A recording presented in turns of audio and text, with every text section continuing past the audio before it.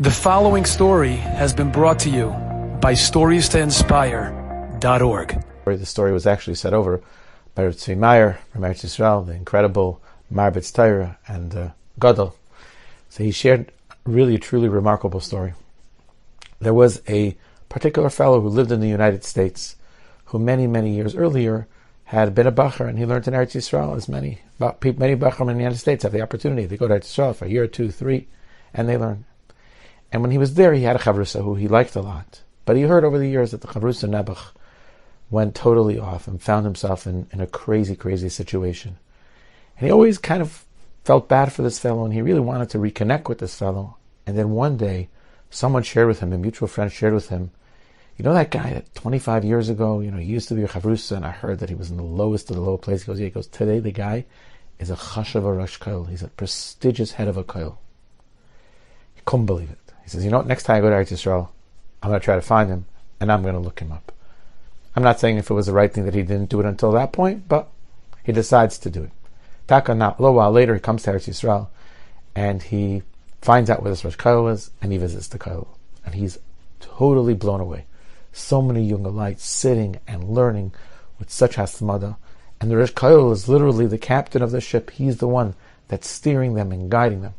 And he walks over to the Rosh Koil. The Rosh Koil looks at him and he chaps who he is, and they hug each other. He says, come into my office and we could schmooze.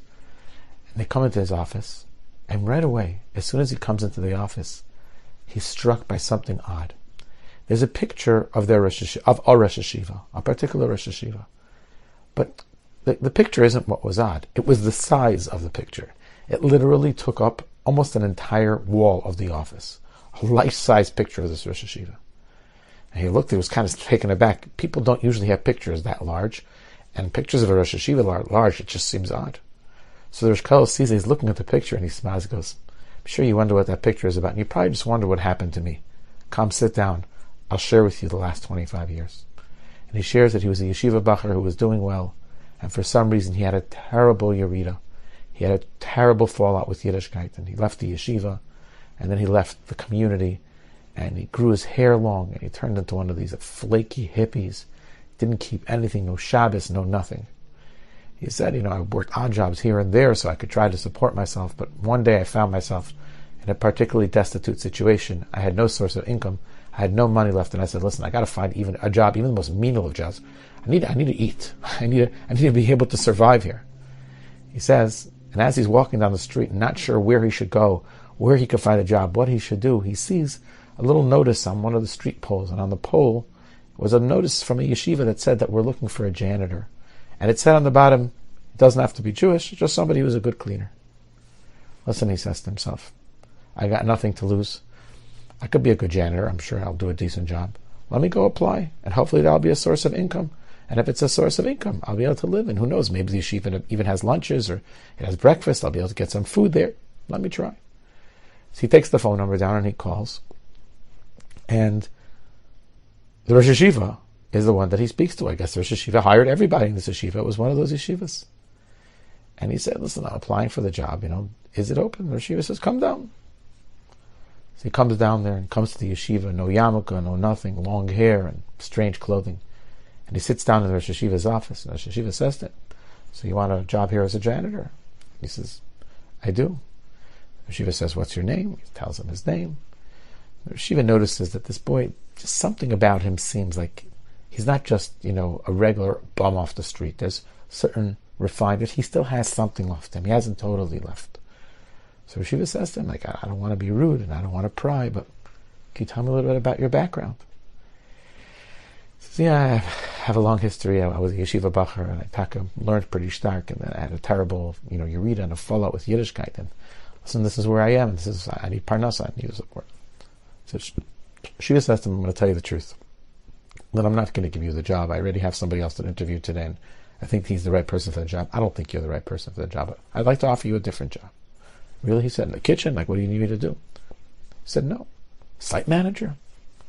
He says, no. He said, I'd like to offer you a job as a Maggid Shir. He says, a job as a Maggid Shir? Someone that says a Shir in this yeshiva? Me? Look at me. I'm not the right kind of guy. Shiva says, think about it. So he's sitting there, he's contemplating, he goes, I know this Rosh Hashiva is going to tell me, get a haircut, get a white shirt, get a yarmulke, take a shave, and put on normal clothing, come to the yeshiva and he'll pay me so I should learn or something like that. He's not gonna, I'm not selling my soul. I walked away from this and I'm not coming back so quickly. The yeshiva saw that he was vacillating, that there was a little bit of he was torn inside, and there was like a little bit of a inner war taking place. Yes, no. So Yeshiva says to him, "What are you nervous about? Let me guess. You think I'm trying to do this? You have to, he says, no. You don't have to shave. You don't got to cut your hair. You don't have to put on other clothing. You have to wear a yarmulke. You can't learn Torah without a yarmulke. If you're interested, come here tomorrow. We'll sit down and we'll learn together. We'll prepare a shir together. No, you'll give a shir. You're serious? You would take a guy like me to be my good shir? He says, yeah. He was very intrigued. He did miss the learning. The next day he shows up with a yarmulke mamish pinned to his long hair with 5 different bobby pins. Sits down in the morning there at the yeshiva and they start learning Masechus Bava Metzia. And it starts coming back to him. The Gemara, and the Kasha, Boilahu, and the Rashi, and the Tosfos, and they go into a Ramban, and they look at a Ritva, and then look at Rabbi Kiva Eger. And this guy was a Baal Kishrin, and he's enjoying the learning. And the yeshiva says, come, get a few guys, Bacham together, and give them a shir. And that afternoon, during lunchtime, this Bachar gives them a shir. And they were pretty impressed. It was a pretty decent shir, and he said, what him and the yeshiva had learned. And the next day he shows up again. He's the Maggid Shir. He's getting paid for this. So Shkoilo says, it didn't take long before I took a haircut. It didn't take long before I shaved. It didn't take long before I changed my clothing. And I came back. I came back to Torah and mitzvahs. And Baruch Hashem, take a look at the Koil out there. It's a life of amazement. And I'm married and I have children and look where I am.